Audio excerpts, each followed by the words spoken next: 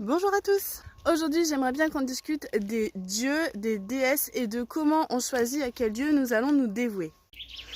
Oui, parce qu'on ne choisit pas un dieu parce qu'il est à la mode. Par exemple, c'est vrai qu'en ce moment, les dieux vikings sont très à la mode depuis la série, on va pas se mentir. Et donc du coup, en ce moment, les dieux comme Thor, Odin et Loki, on les aime bien. Chez les Grecs, on a Hécate, Hadès qui sont très en vogue en ce moment. Mais c'est pas comme ça qu'on choisit. Tout d'abord, vous allez devoir vous voir tel que vous êtes. Quelles sont vos qualités, quels sont vos talents. Par exemple, moi je suis une sorcière onirique. Mon domaine, c'est clairement le domaine des rêves. Donc je vais pas choisir un dieu qui n'aurait pas de lien avec ça. On est logique. Ensuite, il vous faudra étudier les différents panthéons. Parce que c'est pas parce qu'un dieu va correspondre à ce que vous cherchez à faire qu'il est pour autant fait pour vous. Alors oui, c'est vrai, dans chaque panthéon, on va trouver une déesse de l'amour, on va trouver un dieu de la guerre, mais pour autant, ils ont chacun leur spécificité. Il faut préciser votre recherche. Par exemple, Morphée ne fait pas la même chose que Mélinoé. Pour autant, les deux vont travailler avec les rêves et les cauchemars. Bref. Une fois que vous avez fait des recherches sur les dieux qui sont à peu près équivalents en fonction dans chaque panthéon, là, vous allez pouvoir chercher celui qui vous attire le plus. Et là, vous avez fait la moitié du travail. Il va falloir maintenant vous renseigner sur la façon dont on mène le culte. Je vous dis ça parce qu'il y a des dieux et des déesses qui vont demander des tribus, des offrandes un petit peu plus particulières que d'autres. Par exemple du sang et autres joyeusetés.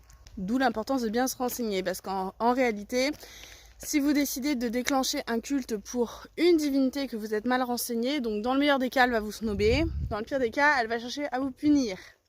C'est un affront.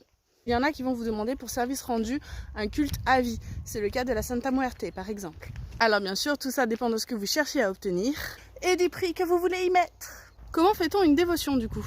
Alors pour la dévotion, c'est assez simple. Sur le concept, il suffit de trouver un moment plutôt fixe dans la journée où vous allez pouvoir en fait vous vouer à votre dieu ou votre déesse. Donc il s'agit de faire des offrandes, de faire des prières et de communiquer. Le but est bien évidemment de créer un lien avec l'entité, avec l'égrégore que vous avez choisi. Donc assez logiquement, pour créer un lien, il faut avoir les mêmes centres d'intérêt et il faut avoir de réels sentiments, de réelles valeurs en commun. Moi j'aime bien dire que c'est une grande histoire d'amour. Pour cela, il vous faut dresser un autel en l'honneur de votre divinité. Alors ça peut passer par à peu près tout. Moi personnellement, j'aime bien quand il y a une représentation du dieu.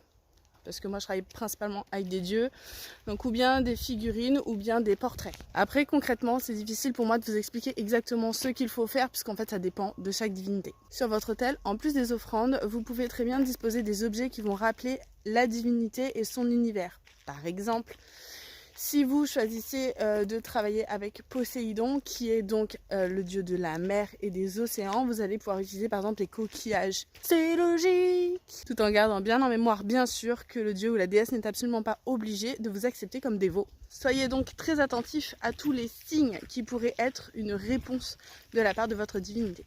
Bon, je sais, c'est pas toujours évident. Faites très attention également au choix de la divinité avec qui vous travaillez. Si vous décidez de vous lier à Hadès, par exemple, qui est un dieu qui n'est pas négatif, attention, hein, mais malgré tout, il va poser en fait sur vous et sur votre maison une certaine empreinte. C'est quand même le dieu des enfers, c'est pas n'importe qui.